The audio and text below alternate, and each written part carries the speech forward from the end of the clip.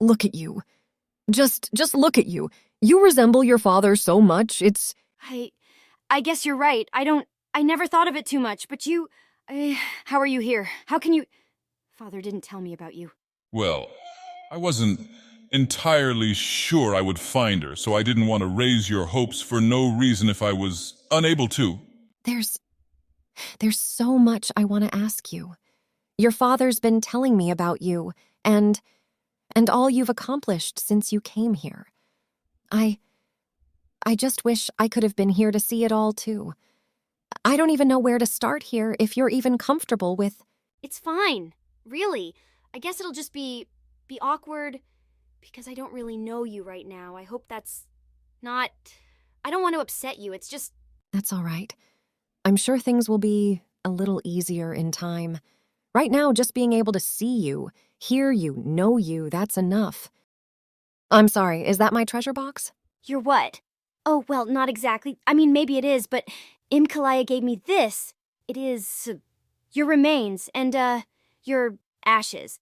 He thought Father might want them, and I guess not knowing which house you belong to, if any, didn't put it in a family tomb and chose to put it in your treasure box. Let me have that box. I have work to do while you two are catching up. And I'm sure there are other things you've brought to talk about. What are you planning? Oh, just to see what I can do about either restoring or remaking your body, free of Azura's curse. I'm sure you would appreciate being able to go anywhere you wish again.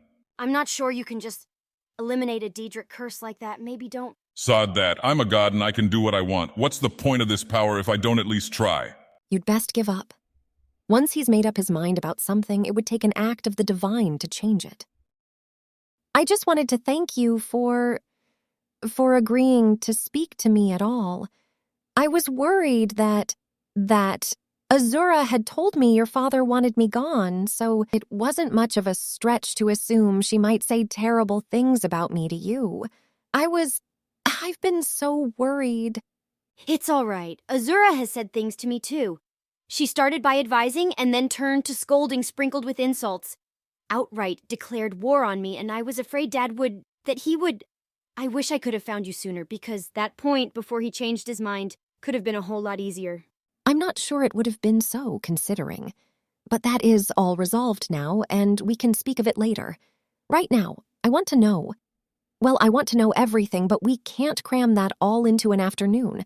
Let's just start with your childhood. Were the Argonians good to you? Oh, yes. Though sometimes... Don't tell Father this. I used to wish I was one of them. I thought that would make things a little easier. Oh, Nasha, she was the one to convince me it was a foolish wish. Said that even though the people in Ebonheart looked down on me for being raised by them, I still was a Dunmer and could move about better than any Argonian. She taught me, well, how to sneak about in their language, so I could talk to other Argonians without having to worry about being overheard by other Dunmer if I happened to be helping them hide slaves. I'm glad to hear that. Those who help the slaves are always in need of aid in one way or another. Have you continued doing that since leaving them? Oh, yes, of course. What I've done is take them from Molagmar or wherever I get them from and bring them here because who the hell would come up here after them? Dad was led to believe I was, dating some of them. Others I pretended were friends. After a few days, I would take them on to Ebonheart and then start the cycle over again. I'll have to figure something else out, though. Orvis Dren figured me out. But that's something else to go over with Dad. What about you? I mean, I've been talking a lot, and I should be learning about you, too. There's not really a lot to tell. I lived in Leowyn with my mother when I was a child. We had lived with a cousin in Skingrad, but the woman apparently got in trouble for, certain activities. Not necromancy, but something related to it, and Mother said leaving was best. Leowyn was decently situated, and, well, there were enough people that when Mother passed away, I could make a decent living as a bard.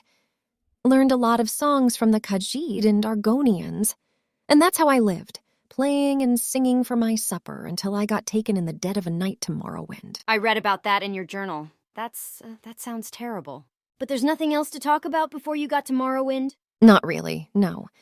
While I was here the first time, I joked with your father that it seemed my life only began once I came to Morrowind. It was hard, but I managed. Going to Balmora, investigating things, I finally felt like I mattered. And then the dreams came, and everything was made clear. The sleepers seemed to be everywhere I went, and eventually I listened to them. I went to Red Mountain fairly early, after getting the Corpus cured, of course, and the rest is history, I suppose. I met your father, and it was like finding the other half of myself that I didn't know was missing. And when you find love, my girl, you want to find someone who makes you feel like that too. But never, and I mean never, compromise what you believe in for that love. It was why I walked away from him when I saw he would never change his mind. I could not kill him, but I would not be part of his evil. Now that he has changed, I hope everything can be as I once hoped it would.